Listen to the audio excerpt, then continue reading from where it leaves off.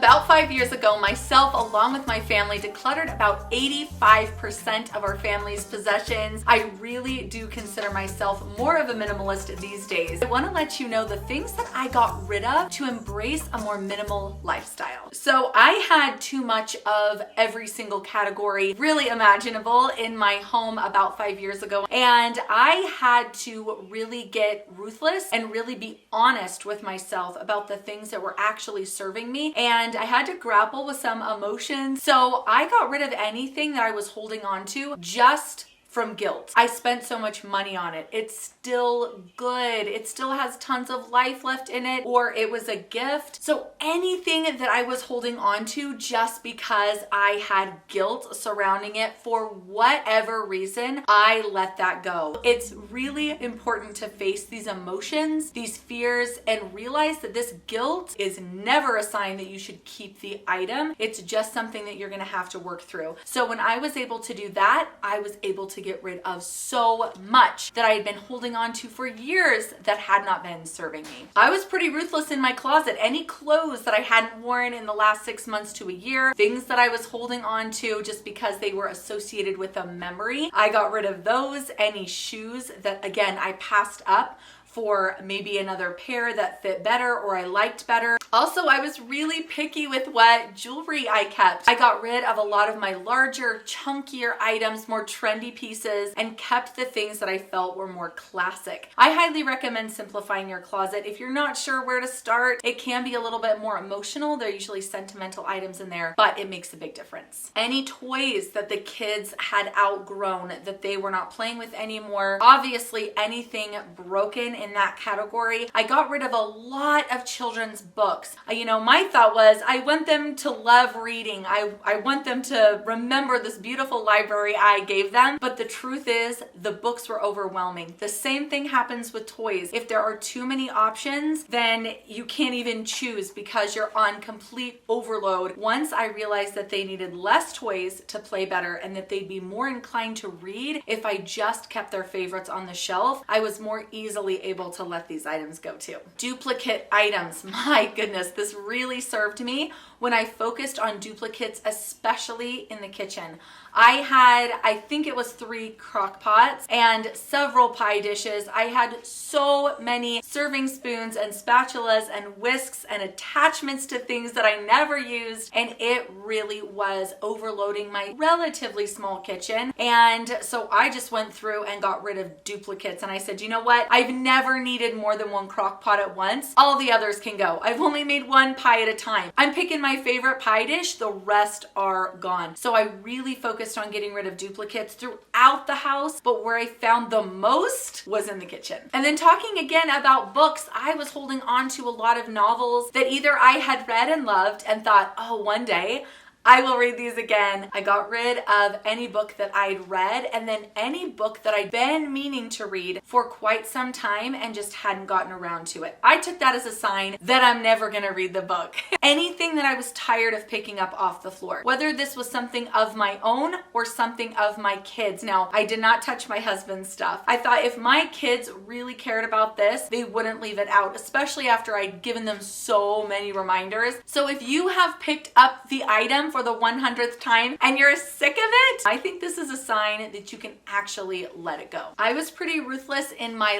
linen closet. I got rid of tons of blankets and pillows. I had so many extra sets of sheets for the beds that I also got rid of. I've whittled it down to 1 set of sheets per bed, and they're all on the bed. We wash the sheets, put them back on the bed that day, and that is how we live. I got rid of tons of throw blankets, throw pillows, pretty much anything in the linen closet that I had not been using on a regular basis, including tablecloths and stuff like that. I just let go. And I just used my couple favorite questions. Is this still serving me? When is the last time I used this item? And if I could not answer that quickly and honestly, I used this yesterday, I used this last week, the item went. I got rid of so much home decor. This was the stuff that was really being stored in the basement. I had buckets and bins upon buckets and bins of home decor that I actually had to go through over the course of years and layers because I would keep finding more. I would stumble across another bin or another bucket and I couldn't believe believe I'd missed it the first, second, third, fourth time through. But even just last year, I found myself discovering yet another bin of home decor. And what I realized about myself is that I prefer simplicity and visual clutter-free landscape in my home. So I realized that the less I decorate for holidays, the more I enjoy the holiday. So I'll still put out a little bit for Christmas, a little bit for fall, and that's pretty much it. And another good thing that you can ask yourself is, did I put this out last year? If you did not, it is an automatic, it can go in the donation pile. That is really how I worked through my stuff, is did I set this out last year? And a lot of it I hadn't, so I just let it go. Anything I came across that I had actually forgotten I even had was an automatic no for me. I would find an item, and even if I was happy to see it, I was like, oh, I love this. I still was very honest with myself and said, the fact that I couldn't remember I had it means I haven't been using it. Therefore, it's not been serving me, and I can let it go. And I realized ultimately that I am the boss of this stuff. I'm not going to let it boss me around and tell me you need to keep me. You should feel guilty that you didn't set me out last year. You better set me out this year.